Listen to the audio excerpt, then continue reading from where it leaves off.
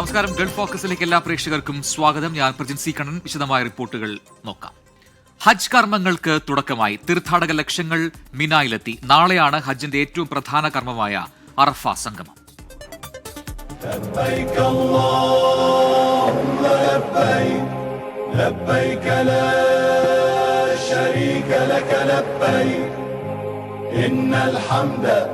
ഐക്യത്തിന്റെയും സാഹോദര്യത്തിന്റെയും സന്ദേശം ഉയർത്തിപ്പിടിച്ച് തീർത്ഥാടക ലക്ഷങ്ങൾ തമ്പുകളുടെ നഗരമായ മീനായിൽ സംഗമിച്ചിരിക്കുകയാണ്. ഇന്നലെ രാത്രിയോടെ തന്നെ ഇന്ത്യയിൽ നിന്നുള്ള തീർത്ഥാടകരിൽ ഭൂരിഭാഗവും മീനായിലെത്തി. ഇന്ന് മീനായിൽ താമസിക്കുക എന്നതാണ് ഹജ്ജിന്റെ ആദ്യത്തെ കർമ്മം. നാളത്തെ അറഫ സംഗമത്തിനായുള്ള തയ്യാറെടുപ്പായാണ് യൗമു തർവിയ എന്ന ഈ ദിനം അറിയപ്പെടുന്നത്.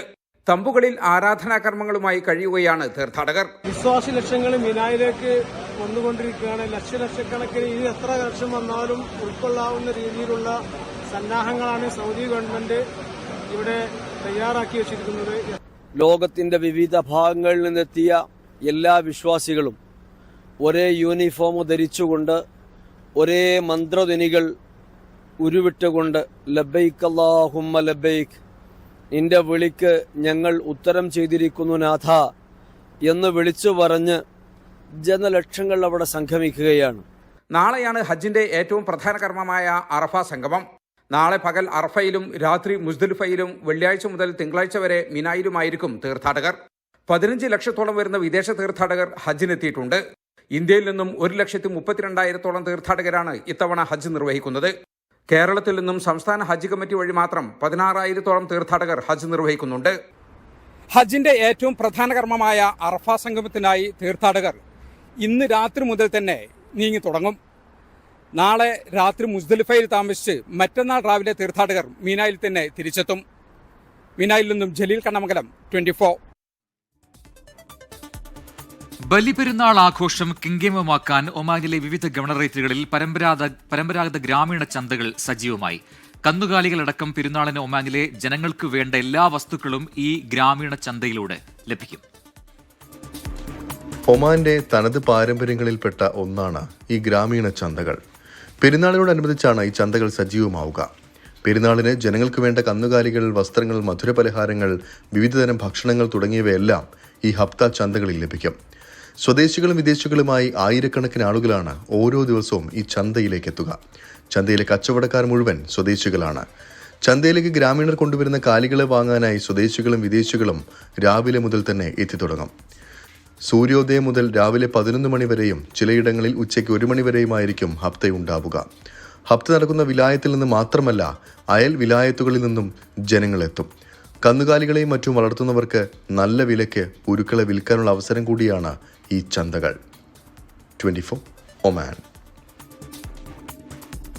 ഹജ്ജ് തീർത്ഥാടകർക്ക് മികച്ച സേവനമൊരുക്കാൻ പുണ്യസ്ഥലങ്ങളിൽ ലുലു സ്റ്റോറുകൾ പ്രവർത്തനം തുടങ്ങി. മിന, അറഫ, മുസ്ദലിഫ എന്നിവിടങ്ങളിലാണ് പുതിയ ലുലു സ്റ്റോറുകൾ തുറന്നത്. മക്ക നഗരത്തിന്റെയും വിശുദ്ധ കേന്ദ്രങ്ങളുടെയും മേൽനോട്ട ചുമതലയുള്ള റോയൽ കമ്മീഷന് കീഴിലെ കിദാന പദ്ധതിയുടെ ഭാഗമായാണ് ലുലു പുണ്യസ്ഥലങ്ങളിൽ ലുലു സ്റ്റോറുകൾ തുറന്നത്. ഹജ്ജ് കർമ്മങ്ങൾ നടക്കുന്ന മിനായിലും അറഫയുടെ സമീപ പ്രദേശത്തും മുസ്ദലിഫയിലുമായി 4 സ്റ്റോറുകളാണ് പ്രവർത്തിക്കുന്നത്. Kidana development company executive manager Mohammed Al മെജ്മജും Lulu group executive administration manager Basher Nazeer Al ബഷറും ധാരണാപത്രത്തിൽ കഴിഞ്ഞ ദിവസം ഒപ്പുവച്ചു.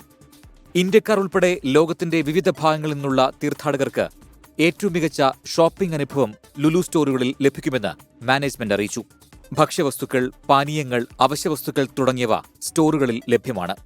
വിശുദ്ധ നഗരങ്ങളിൽ സേവനം വിപുലമാക്കുന്ന ആദ്യ റീറ്റെയിൽ ഗ്രൂപ്പുകളിൽ ഒന്നായി മാറിയിരിക്കുകയാണ് ഇതോടെ ലുലു. വിശുദ്ധ നഗരങ്ങളിലെ സുസ്ഥിര വികസനവും മികച്ച സേവനവും ലക്ഷ്യമിട്ടുള്ള കിദാന പദ്ധതിയുടെ ഭാഗമാകാൻ കഴിഞ്ഞതിൽ അഭിമാനമുണ്ടെന്നും തീർത്ഥാടകർക്ക് ഏറ്റവും മികച്ച സേവനം ഉറപ്പുവരുത്തുമെന്നും ലുലു ഗ്രൂപ്പ് വ്യക്തമാക്കി. സൗദി വിഷൻ 2030 കരുത്തേകുന്നതുകൂടിയാണ് ലുലുവിന്റെ പദ്ധതി. 24 മക്ക. യുറേനിയം സമ്പുഷ്ടീകരണം അവസാനിപ്പിക്കില്ലെന്ന് ഇറാന്റെ പരമോന്നത നേതാവ് ആയത്തുള്ള അലി ഖമേനി. ഇറാനും അമേരിക്കയും 5 റൗണ്ട് ആണവ ചർച്ചകൾക്ക് ഒരുങ്ങവെയാണ് ഖമേനിയുടെ പ്രതികരണം. യുറേനിയം സമ്പുഷ്ടീകരണം പൂർണ്ണമായും അവസാനിപ്പിക്കുകയോ കുറഞ്ഞ അളവിലുള്ള സമ്പുഷ്ടീകരണം മാത്രം നടത്തുകയോ ചെയ്യാത്ത പക്ഷം ഇറാനെതിരെയുള്ള ഉപരോധങ്ങൾ തുടരുമെന്നാണ് അമേരിക്ക പറയുന്നത്. തങ്ങളുടെ തീരുമാനങ്ങൾ നടപ്പാക്കാൻ അമേരിക്കയുടെ സമ്മതം തേടേണ്ട കാര്യമില്ലെന്നും ഖമേനി വ്യക്തമാക്കി. ഒമാനിൽ മലയാളി വിദ്യാർത്ഥി മരിച്ചു. കോട്ടയം കങ്ങഴ വയലവളപ്പിൽ വീട്ടിൽ VM കുര്യാക്കോസ്, സിനോബി ഉലഹ്നാൻ ദമ്പതികളുടെ മകൻ ആൽവിൻ കുര്യാക്കോസ് ആണ് മരിച്ചത്. മാസ്കുലർ ഡിസ്ട്രോഫി രോഗത്തിന് ചികിത്സയിലായിരുന്നു. ഒമാനിലെ അറബ് ഓപ്പൺ യൂണിവേഴ്സിറ്റിയിൽ 1ാം വർഷ ബിരുദ വിദ്യാർത്ഥിയായിരുന്നു ആൽവിൻ. കഴിഞ്ഞ നീറ്റ് പരീക്ഷയിൽ മികച്ച റാങ്ക് കരസ്ഥമാക്കി മെഡിക്കൽ പ്രവേശനവും ലഭിച്ചിരുന്നെങ്കിലും പരിചരണവും ചികിത്സയും ആവശ്യമായിരുന്നതിനാൽ ഒമാനിൽ തന്നെ തുടരുകയായിരുന്നു. നടപടിക്രമങ്ങൾ പൂർത്തിയാക്കി മൃതദേഹം നാട്ടിലേക്ക് കൊണ്ടുവരും. സംസ്കാരം മാതൃ ഇടവകയായ കങ്ങഴ സെയിന്റ് തോമസ് ഓർത്തഡോക്സ് പള്ളി സെമിത്തേരിയിൽ നടക്കുമെന്ന് ബന്ധുക്കൾ അറിയിച്ചു. സൗദി കിഴക്കൻ പ്രവിശ്യയിലെ അമ്മമാർക്ക് വേണ്ടി world Malayali council Al Khobar province വനിതാ വിഭാഗത്തിന്റെ ആഭിമുഖ്യത്തിൽ വൗ മോം റിയാലിറ്റി ഷോ സംഘടിപ്പിച്ചു. 1 മാസക്കാലം നീണ്ടുനിന്ന പരിപാടിയുടെ സമാപന ചടങ്ങിൽ പ്രശസ്ത സിനിമാ താരം മീരാനന്ദനായിരുന്നു മുഖ്യ അതിഥി. സൗദി കിഴക്കൻ പ്രവിശ്യയിലെ അമ്മമാർക്ക് വേണ്ടിയാണ് world Malayali council Al Khobar province വനിതാ വിഭാഗം ഈ വർഷം വൗ മോം റിയാലിറ്റി ഷോ സംഘടിപ്പിച്ചത്. 28 അമ്മമാർ കഴിഞ്ഞ 1 മാസക്കാലം വിവിധ വേദികളിൽ മത്സരാർത്ഥികളായി എത്തിയപ്പോൾ വൗ മോം റിയാലിറ്റി ഷോ അക്ഷരാർത്ഥത്തിൽ പ്രവാസികൾക്ക് സമ്മാനിച്ചത് പുതുമയും വൈവിധ്യവുമാണ്. കുടുംബാംഗങ്ങളുടെ നിറഞ്ഞ സദസ്സിനെ സാക്ഷിയാക്കി ദമാം ഫൈസലിൽ വെച്ച് 5 ഫൈനലിസ്റ്റുകൾ മാറ്റുരച്ച ഗ്രാൻഡ് ഫിനാലയിൽ പ്രശസ്ത സിനിമാ താരം മീരാനന്ദനാണ് വിജയികളെ പ്രഖ്യാപിച്ച് കിരീടമണിയിച്ചത്. റഹീന ഹക്കീമാണ് വൗ മോം ജേതാവ്. ജസീന മനാഫ് 2ാം സ്ഥാനവും അമൃത ലോഹി 3ാം സ്ഥാനവും കൃപാപിള്ള 4ാം സ്ഥാനവും മുബഷിറ ബഷീർ 5ാം സ്ഥാനവും നേടി. വിവിധ റൗണ്ടുകളിൽ വിജയികൾക്കും സമ്മാനങ്ങൾ നൽകി ആദരിച്ചു. ഒപ്പം റിയാലിറ്റി ഷോയിൽ പങ്കെടുത്ത എല്ലാ അമ്മമാരെയും അവരുടെ കുട്ടികളെയും വേദിയിൽ മൊമന്റോയും സർട്ടിഫിക്കറ്റുകളും നൽകി ആദരിച്ചു. അബ്ദുൽ മജീദ് ബദറുദ്ദീൻ എല്ലാ മത്സരാർത്ഥികൾക്കും വിജയികൾക്കും പ്രത്യേക സമ്മാനങ്ങളും നൽകി. World Malayali council Al Khobar province adviser board അംഗവും പ്രവിശ്യയിലെ പ്രമുഖ വ്യവസായിയുമായി അന്തരിച്ച അപ്പൻ മേനോന് ആദരം അർപ്പിച്ചുകൊണ്ടാണ് ഗ്രാൻഡ് ഫിനാലെ ആരംഭിച്ചത്.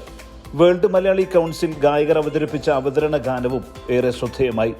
വനിതാ വിഭാഗം പ്രസിഡന്റ് ഷംല നജീബ് അധ്യക്ഷയായ പരിപാടി world Malayali council Al Khobar province president Shameem Kattakada ഉദ്ഘാടനം ചെയ്തു. മിഡിൽ ഈസ്റ്റ് വനിതാ വിഭാഗം treasurer Archana Abhishek, program committee chairman Ashraf Aluva, മുഖ്യ രക്ഷാധികാരി Musakoya, middle east vice president Najeeb Aranjikkal, general secretary Dineshan Nadukkandiyil, treasurer Ajeem Jalaluddeen, വനിതാ വിഭാഗം സെക്രട്ടറി അനുപമ ദിലീപ് എന്നിവർ സംസാരിച്ചു. പ്രശസ്ത നൃത്ത വിദ്യാലയങ്ങൾ അവതരിപ്പിച്ച നൃത്യങ്ങളും പരിപാടിയുടെ മാറ്റുകൂട്ടി. സംഘടനയിലെ ക്യാബിനറ്റ് എക്സിക്യൂട്ടീവ് അംഗങ്ങളും പ്രോഗ്രാം കമ്മിറ്റി അംഗങ്ങളും പരിപാടികൾക്ക് നേതൃത്വം നൽകി. യാസർ അറാഫത്ത്, ബമീന റാസിഖ്, റീന മാർട്ടിൻ, റൈനി ബാബു എന്നിവരായിരുന്നു പരിപാടിയുടെ അവതാരകർ.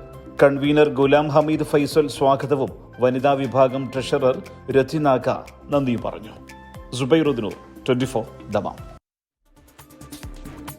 പെർഫ്യൂം നിർമ്മാണ വിതരണ രംഗത്തെ പ്രമുഖ ഗ്രൂപ്പായ ഫ്രാഗ്രൻസ് വേൾഡ് പുതിയ കളക്ഷൻ അവതരിപ്പിച്ചു. ജെനസിസ് എന്ന പേരിലാണ് പുതിയ കളക്ഷൻ.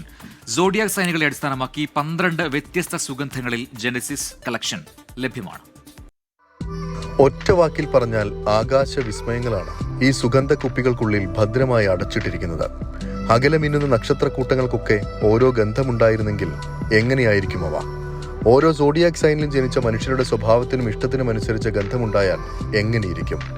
കേൾക്കുമ്പോൾ കൗതുകം തോന്നുമെങ്കിലും പെർഫ്യൂം നിർമ്മാണ വിതരണ രംഗത്തെ പ്രമുഖ ഗ്രൂപ്പായ ഫ്രാഗ്രൻസ് വേൾഡ് അവതരിപ്പിച്ചിരിക്കുന്ന പുതിയ കളക്ഷൻ ഉപഭോക്താക്കളിലേക്ക് എത്തിക്കുന്നത് ഇത്തരത്തിൽ അഭൗമ സുഗന്ധമാണ്. ജെനിസിസ് എന്ന പേരിലാണ് പുതിയ കളക്ഷൻ ഫ്രാഗ്രൻസ് വേൾഡ് ഉപഭോക്താക്കളിലേക്ക് എത്തിക്കുന്നത്. 12 വ്യത്യസ്ത സുഗന്ധങ്ങളിലാണ് ജെനിസിസ് കളക്ഷൻ ലഭ്യമാവുക. 1ഉം 2ഉമല്ല, 24 മാസത്തെ ഗവേഷണങ്ങൾക്കൊടുവിലാണ് ഈ പ്രത്യേക കളക്ഷൻ അവതരിപ്പിച്ചിരിക്കുന്നതെന്ന് fragrance world chairman Poland Moosa Haji പറഞ്ഞു.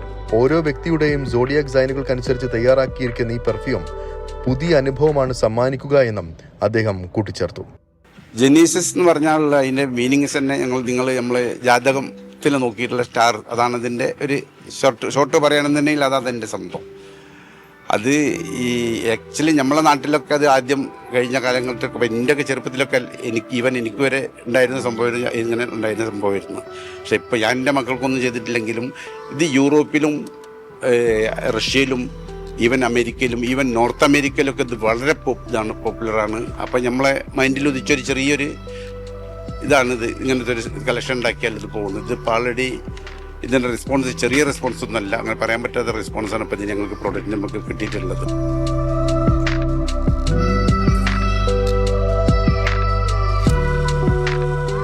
ദുബായ് പാംജുമേറയിലെ താജ് എക്സോട്ടിക്ക ഹോട്ടലിൽ നടന്ന പ്രൗഢമായ ചടങ്ങിൽ വെച്ചാണ് fragrance world chairman Poland Moosa Genesis കളക്ഷന്റെ ലോഞ്ചിംഗ് നിർവഹിച്ചത്.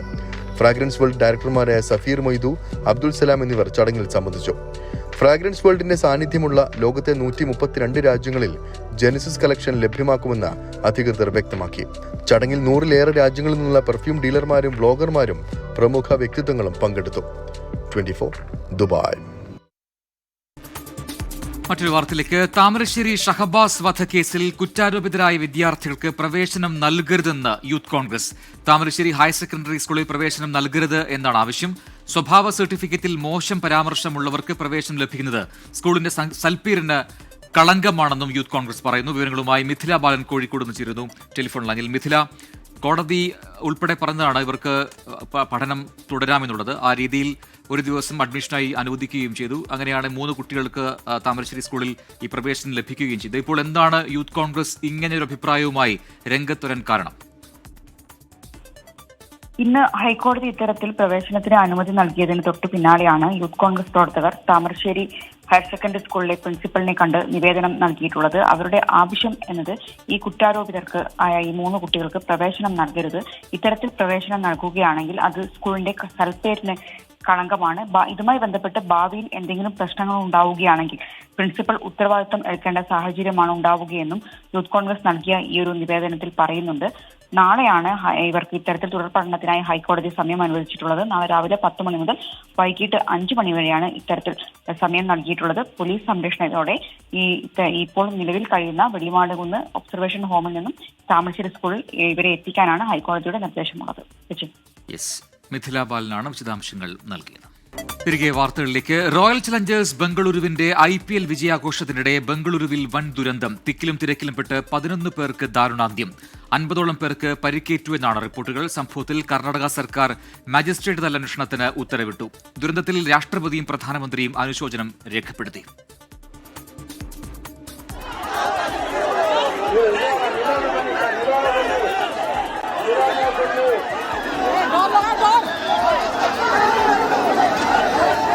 കന്നി IPL കിരീടവുമായി എത്തിയ റോയൽ ചലഞ്ചേഴ്സ് ബംഗളൂരുവിനെ സ്വീകരിക്കാൻ ഹോം ടൗണായ ബംഗളൂരുവിൽ ആരാധകരുടെ തിക്കും തിരക്കുമായിരുന്നു രാവിലെ മുതൽ.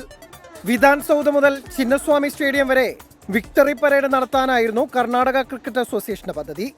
എന്നാൽ സുരക്ഷാ കാരണങ്ങൾ ചൂണ്ടിക്കാട്ടി പോലീസ് അനുമതി നൽകാനാവില്ലെന്ന് അറിയിച്ചു. അതേസമയം സർക്കാർ തന്നെ ഇടപെട്ട് തടസ്സം നീക്കി പരേഡിന് വഴിയൊരുക്കി. 35,000 മാത്രം സീറ്റിംഗ് കപ്പാസിറ്റിയുള്ള ചിന്നസ്വാമി സ്റ്റേഡിയത്തിലേക്ക് ഇതോടെ RCB താരങ്ങളെ കാണാൻ ഒഴുകിയെത്തിയത് ലക്ഷങ്ങൾ. ആരാധകർ സ്റ്റേഡിയത്തിലേക്ക് തള്ളിക്കയറാൻ ശ്രമിക്കുകയും ഇത് പോലീസ് തടയുകയും ചെയ്തതാണ് ദുരന്തത്തിന് വഴിയൊരുക്കിയത്.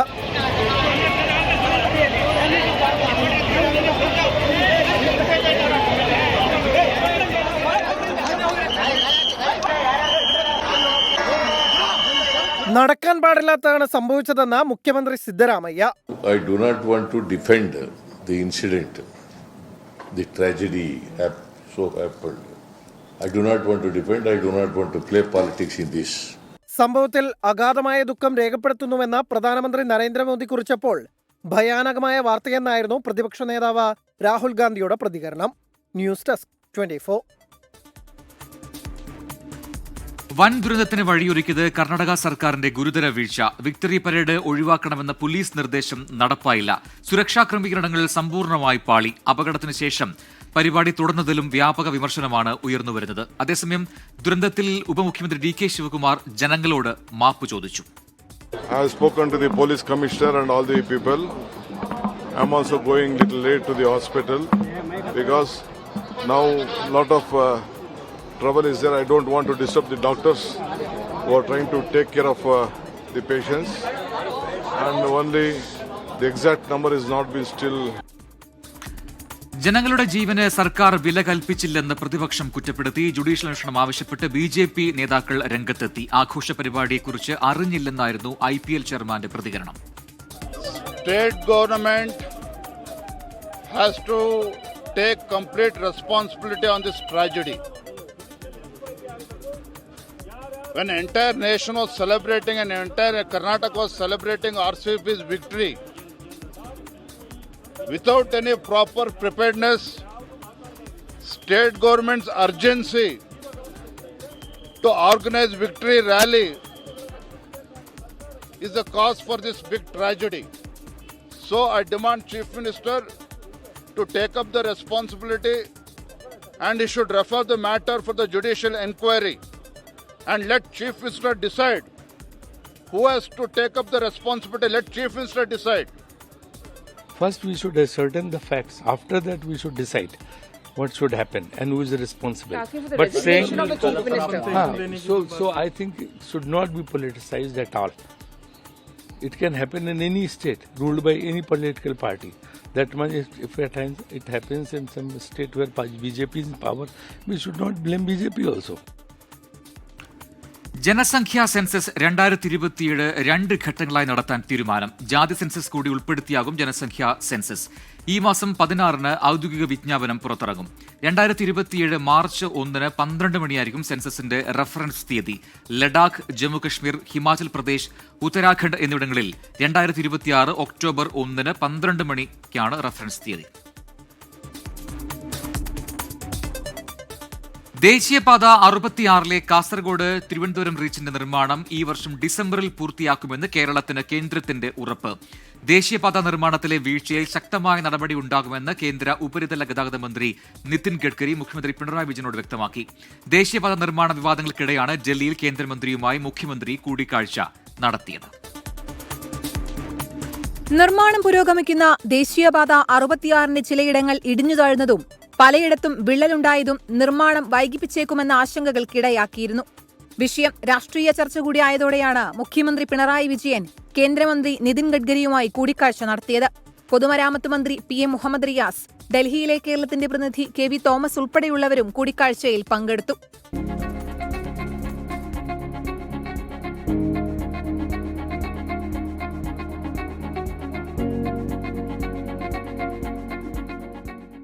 ദേശീയപാത നിർമ്മാണം ഈ വർഷം ഡിസംബറിൽ പൂർത്തിയാക്കുമെന്ന് കേന്ദ്രം ഉറപ്പു നൽകിയെന്ന് മന്ത്രി PA മുഹമ്മദ് റിയാസ്. 2025 ഡിസംബർ മാസം കാസർഗോഡ് മുതൽ തിരുവനന്തപുരം വരെയുള്ള NH66-ന്റെ പ്രവൃത്തി പൂർത്തീകരിക്കാനാകുമെന്നുള്ള അഭിപ്രായം തന്നെയാണ് കേന്ദ്രമന്ത്രി ശ്രീ നിതിൻ ഗഡ്കരി പൊതുവെ പറഞ്ഞിട്ടുള്ളത്. ഈ പദ്ധതി 2026-ന്റെ പുതുവത്സര സമ്മാനമായി നാടിന് സമർപ്പിക്കാനാകും എന്ന് തന്നെയാണ് പൊതുവെ നിലവിൽ കേന്ദ്ര സർക്കാർ പറഞ്ഞിട്ടുള്ളത്. ദേശീയപാത നിർമ്മാണത്തിൽ കേരളത്തിന്റെ ആശങ്കകൾ കേന്ദ്രത്തെ അറിയിച്ചു. നിർമ്മാണത്തിലെ വീഴ്ചയിൽ NHAIക്ക് വീഴ്ച പറ്റിയെന്ന് കേന്ദ്രമന്ത്രി സമ്മതിച്ചു. ദേശീയപാത ഇടിഞ്ഞു താഴ്ന്ന മലപ്പുറം കൂരിയാട് 360 മീറ്റർ വയഡക്ട് നിർമ്മിക്കും. ഈ വീഴ്ചയുമായി ബന്ധപ്പെട്ട് national highway authority of India അതിൻ്റെ ഉത്തരവാദിത്തപ്പെട്ട ഉദ്യോഗസ്ഥരെ സസ്പെൻഡ് ചെയ്തിട്ടുണ്ട്. കരാർ കമ്പനിയെ തുടർ പ്രവർത്തനങ്ങളിൽ നിന്നും വിലക്കിയിട്ടുണ്ട്. ദേശീയപാത നിർമ്മാണത്തോട് കേരളം നന്നായി സഹകരിക്കുന്നെന്ന അഭിപ്രായമാണ് കേന്ദ്രത്തിനെന്നും മന്ത്രി. എറണാകുളം ബൈപ്പാസിന് കേന്ദ്രാനുമതി ലഭിച്ചെന്ന് PA മുഹമ്മദ് റിയാസ് പറഞ്ഞു. തിരുവനന്തപുരം ഔട്ടർ റിംഗ് റോഡ് പദ്ധതി, Palakkad Kozhikode greenfield highway, Kollam Chenkotta greenfield highway എന്നിവയ്ക്കും കേന്ദ്രാനുമതി ലഭിക്കും. ദേശീയപാതയുമായി ബന്ധപ്പെട്ട വിഷയങ്ങളിൽ പ്രതിപക്ഷം സ്വീകരിച്ച നിലപാടുകൾ ഉത്തരവാദിത്തമില്ലാത്തതെന്നും മന്ത്രി കുറ്റപ്പെടുത്തി. 24 ഡൽഹി. നിർമ്മാണ വിവാദങ്ങൾക്കിടെ മലപ്പുറത്ത് വീണ്ടും ദേശീയപാത ഇടിഞ്ഞു. നേരത്തെ പാത ഇടിഞ്ഞു താഴ്ന്ന കൂരിയാടിന് സമീപം വലിയ പറമ്പിലാണ് സംഭവം. കൂരിയാടിന്റെ തുടർച്ചയാണിതെന്നും അന്വേഷണം വേണമെന്നും സ്ഥലം സന്ദർശിച്ച പ്രതിപക്ഷ ഉപനേതാവ് PK കുഞ്ഞാലിക്കുട്ടി പറഞ്ഞു. കൂരിയാട് നിന്ന് 4 കിലോമീറ്റർ അകലെ വലിയ പറമ്പാണ് ദേശീയപാതയുടെ പ്രധാന റോഡ് ഇടിഞ്ഞു താഴ്ന്നത്. ഏറെ ഉയരത്തിൽ പോകുന്ന റോഡിന് കുറുകെ താഴ്ഭാഗത്ത് അഴുക്കുചാൽ കടന്നു പോകുന്നുണ്ട്. ഈ ഭാഗമാണ് ഇടിഞ്ഞു താഴ്ന്നത്. സ്ഥലം MLA കൂടിയായ PK കുഞ്ഞാലിക്കുട്ടി സ്ഥലം സന്ദർശിച്ചു. ഇപ്പോൾ തറയാണ് ഇടിഞ്ഞത്. മഴ ശക്തമായാൽ കൂടുതൽ തകരുമെന്നും PK കുഞ്ഞാലിക്കുട്ടി. കൂരിയാടിൻ്റെ ഒരു തുടർച്ച തന്നെയാണ് ഈ വലിയറമ്പ്, തൊട്ടടുത്തല്ലേ. അപ്പോൾ അവിടെ പിന്നെ താന്ന് റോഡ് പൊട്ടി വീണു. ഇവിടെ പൊട്ടി വീണിട്ടില്ല, പക്ഷേ ഇവിടെ താന്നു. ഓവാലം ഇരുന്നിരിക്കുകയാണ്. ഓവാലം ഇരിക്കുക എന്ന് പറഞ്ഞാൽ ഇവിടെയുള്ള ആളുകളുടെ ഭയം പൊട്ടലിൻ്റെ ഒരു ഫസ്റ്റ് സ്റ്റേജാണ് എന്നാണ്. ദേശീയപാതയിൽ മുഴുവനായും പരിശോധന വേണമെന്നും PK കുഞ്ഞാലിക്കുട്ടി ആവശ്യപ്പെട്ടു. കൂരിയാടിന് സമീപം പലയിടത്തും പാതയിൽ വിള്ളൽ കണ്ടെത്തിയിരുന്നു. കൂരിയാട് റോഡ് ഇടിഞ്ഞ ഭാഗത്ത് വയഡക്ട് നിർമ്മിച്ച് പ്രശ്നം പരിഹരിക്കുമെന്ന് ദേശീയപാത അതോറിറ്റി വ്യക്തമാക്കിയിരുന്നു. 24 തിരൂർ.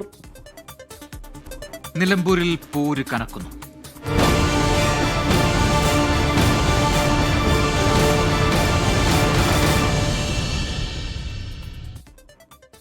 നിലമ്പൂർ ഉപതെരഞ്ഞെടുപ്പിൽ പൊടിപാറും പ്രചാരണവുമായി സ്ഥാനാർത്ഥികൾ. പഞ്ചായത്തുകൾ കേന്ദ്രീകരിച്ചുള്ള വോട്ട് അഭ്യർത്ഥനയാണ് മൂന്ന് മുന്നണികളും നടത്തുന്നത്. മുഖ്യമന്ത്രി പിണറായി വിജയനെതിരെ അതിരൂക്ഷ വിമർശനവുമായി PV അൻവർ രംഗത്തെത്തി. അൻവർ ഈ തെരഞ്ഞെടുപ്പിൽ ഘടകമല്ലെന്നും രാഷ്ട്രീയ രംഗത്ത് ഉയർന്നുവരേണ്ട ആളാണെന്നും മുൻ KPCC അധ്യക്ഷൻ K. സുധാകരൻ പറഞ്ഞു. നാളെയാണ് നാമനിർദ്ദേശ പത്രിക പിൻവലിക്കുന്നതിനുള്ള അവസാന തീയതി. 9 വർഷത്തെ LDF സർക്കാരിന്റെ വികസന നേട്ടങ്ങൾ എണ്ണിപ്പറഞ്ഞാണ് LDF സ്ഥാനാർത്ഥി M. സ്വരാജ് വോട്ട് അഭ്യർത്ഥിക്കുന്നത്. വഴിക്കടവ് പഞ്ചായത്തിലായിരുന്നു ഇന്നത്തെ പര്യടനം. കർഷക തൊഴിലാളിക്ക് പെൻഷനോ? ഇതൊരു വലിയ ആശ്ചര്യജനകമായ ചോദ്യമായിരുന്നു.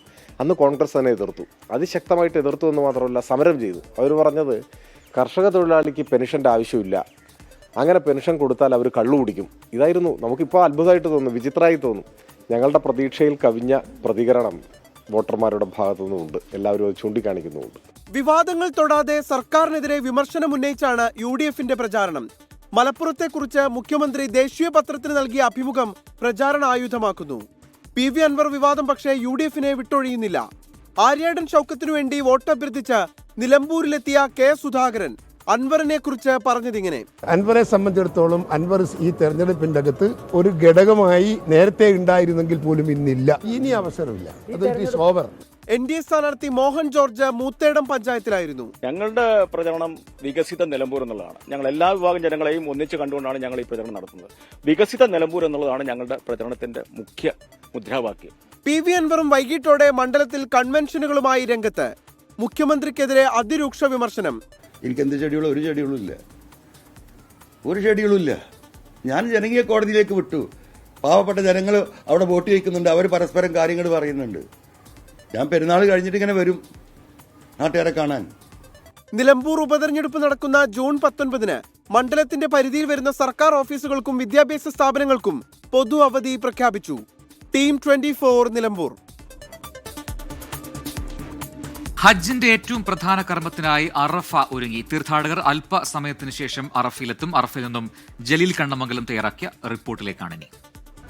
ഹജ്ജ് കർമ്മങ്ങൾ ആദ്യത്തെ ദിവസം പിന്നിടുകയാണ്. തീർത്ഥാടകരെല്ലാം ഇപ്പോൾ മിനായിലാണുള്ളത്. നാളെയാണ് ഹജ്ജിൻ്റെ ഏറ്റവും പ്രധാന കർമ്മമായ അറഫ സംഗമം. ഞാൻ ഇപ്പോൾ ഉള്ളത് അറഫയിലാണ്. അറഫയിൽ വളരെ വിപുലമായ സൗകര്യങ്ങളാണ് ഇവിടെ സൗദി ഗവൺമെൻറ് ഒരുക്കിയിട്ടുള്ളത്. വലിയ സൗകര്യങ്ങളും ഈ ടെൻറ്റുകളിലെല്ലാം ഉണ്ട്. ഇന്ന് രാത്രിയോടെ തന്നെ തീർത്ഥാടകർ അറഫയിലേക്ക് നീങ്ങി തുടങ്ങും. നാളെ ഉച്ചയ്ക്ക് മുമ്പ് എല്ലാ തീർത്ഥാടകരും അറഫയിൽ എത്തിച്ചേരും. ഹജ്ജിൻ്റെ ഏറ്റവും പ്രധാനപ്പെട്ട കർമ്മമാണ് അറഫ സംഗമം. നാളെ ഉച്ച മുതൽ വൈകുന്നേരം വരെ, സൂര്യൻ അസ്തമിക്കുന്നതുവരെ തീർത്ഥാടകർ അറഫയിൽ പ്രാർത്ഥനകളും മറ്റു ആരാധനാ കർമ്മങ്ങളുമായി കഴിയും. ജബലു റഹ്മ മലയും അതോടൊപ്പം തന്നെ നമിറ പള്ളിയുമെല്ലാം തീർത്ഥാടകരെ കൊണ്ട് നിറഞ്ഞ് കവിയും. വലിയ സൗകര്യങ്ങൾ തീർത്ഥാടകർക്ക് ഒരുക്കിയിട്ടുണ്ട്. ഞാനിപ്പോൾ ഉള്ളത് അറഫയിലെ ഒരു ടെൻറ്റിൽ. ഇതാ വലിയ സൗകര്യങ്ങൾ. ഇവിടെയാണ് തീർത്ഥാടകർ കിടക്കുന്നത്. എല്ലാവർക്കും നല്ല ബെഡ്, തലയണ, അതോടൊപ്പം തന്നെ എല്ലാ സൗകര്യങ്ങളും ഇവിടെ ഒരുക്കിയിട്ടുണ്ട്. ശീതീകരിച്ച ടെൻ്റാണ്. എന്നാൽ മീനായിലെ പോലെ ഇവിടെ പെർമനൻ്റ്, അതായത് സ്ഥിരം ടെൻറ്റുകളല്ല, താൽക്കാലിക ടെൻറ്റുകളാണ് അറഫയിലുള്ളത്. ഇപ്പോൾ ഇവിടെ എനിക്കൊപ്പം ഉള്ളത് ഒരു അബ്ദുൽ ജലീൽ, ഒരു മലയാളി, ദീർഘകാലമായി മക്കയിലെ തീർത്ഥാടകർക്ക് സേവനം ചെയ്യുന്ന ഒരു വ്യക്തിയാണ്. ഇതുമായി ബന്ധപ്പെട്ട തീർത്ഥാടകർക്ക് ഭക്ഷണം ഉൾപ്പെടെയുള്ള കാര്യങ്ങളെല്ലാം എല്ലാ സർവീസും ചെയ്യുന്ന വ്യക്തിയാണ്. എന്തൊക്കെ സൗകര്യങ്ങളാണ് നിങ്ങൾ ഇവിടെ ഒരുക്കുന്നത്? തീർത്ഥാടകർക്ക് വരാനായി അല്പസമയത്തിന് ശേഷം ഹാജിമാർക്ക് എത്തും. മീനയിൽ നിന്ന് ഏകദേശം ഒരു 2 മണിക്കൂറിന് ശേഷം ഹാജിമാർ പുറപ്പെടും. മീനയിൽ നിന്ന് ട്രെയിൻ മുഖാന്തരമാണ് നമ്മുടെ ഇന്ത്യൻ ഹാജിമാർ വന്നു തുടങ്ങുന്നത്. ഏകദേശം ഇഷാക്ക് ശേഷം ട്രെയിനിൽ നിന്ന് സ്റ്റാർട്ട് ചെയ്യും. അപ്പോൾ ഏകദേശം ഹാജിമാരെ സ്വീകരിക്കാൻ വേണ്ടി അറഫ ഒരുങ്ങിക്കഴിഞ്ഞിരിക്കുകയാണ്. ഏകദേശം ഇപ്പോഴത്തെ കാലാവസ്ഥയൊക്കെ വിചാരിച്ച് സൗദി ഗവൺമെൻറ് അത്രയും മികച്ച സേവനമാണ് ഒരുക്കിയിട്ടുള്ളത്. നിങ്ങൾ എന്ത് സേവനമാണ് ഇവിടെ ചെയ്യുന്നത്? ഞങ്ങൾ ഹജ്ജ് മിഷൻ ഇന്ത്യൻ ഹാജിമാർക്ക് ഭക്ഷണ സൗകര്യങ്ങളാണ് ഞങ്ങൾ കൂടുതലായിട്ടും ചെയ്യുന്നത്. ഏകദേശം ഒരു 20-25,000 പേർക്കുള്ള ഭക്ഷണങ്ങളൊക്കെ എന്നെ പോലെയുള്ള പല കമ്പനികളും ഇവിടുന്ന് ചെയ്തുകൊണ്ടിരിക്കുന്നുണ്ട്. അതവിടെ അറഫയിൽ മാത്രമാണോ അതോ അല്ല, മീനയിൽ ഏകദേശം വരുന്ന 6 ദിവസം, ഷായർ വരുന്ന മീനയും അറഫയും വരുന്ന 5-6 ദിവസം നമ്മൾ അവർക്കുള്ള മികച്ച ഭക്ഷണ സൗകര്യങ്ങളും അവർക്ക് വേണ്ടിയിട്ടുള്ള ഹിദ്മാത്തുകളൊക്കെ നമ്മളെ പോലെയുള്ള മലയാളികൾ ഇവിടെ നിന്ന് മക്കയിൽ നിന്ന് ചെയ്യുന്നുണ്ട്. അതുപോലെ ഇവിടുത്തെ സംഘടനാ പ്രവർത്തകന്മാരും ഒക്കെ എല്ലാവരും ഹാജിമാർക്ക് ഹിദ്മ ചെയ്യാൻ വേണ്ടിയിട്ട് തന്നെ സന്നദ്ധമായി നിൽക്കുന്ന ഒരു സമയമാണിപ്പോൾ. ഏതായാലും അറഫ തീർത്ഥാടകരെ സ്വീകരിക്കാനായി ഒരുങ്ങിയിരിക്കുകയാണ്. അല്പസമയത്തിന് ശേഷം തീർത്ഥാടകരെല്ലാം അറഫയിൽ എത്തിച്ചേരും. നാളെ വൈകുന്നേരം വരെ അറഫയിൽ കഴിയുന്ന തീർത്ഥാടകർ രാത്രി വാസത്തിനായി മുസ്ദലിഫയിലെ തുറന്ന മൈതാനത്തേക്ക് പോകും. മറ്റന്നാൾ തീർത്ഥാടകർ മീനായിൽ തിരിച്ചെത്തുകയും ചെയ്യും. അറഫയിൽ നിന്നും ജലീൽ കണ്ണമംഗലം, 24. Gulf focus പൂർത്തിയാവുന്നു.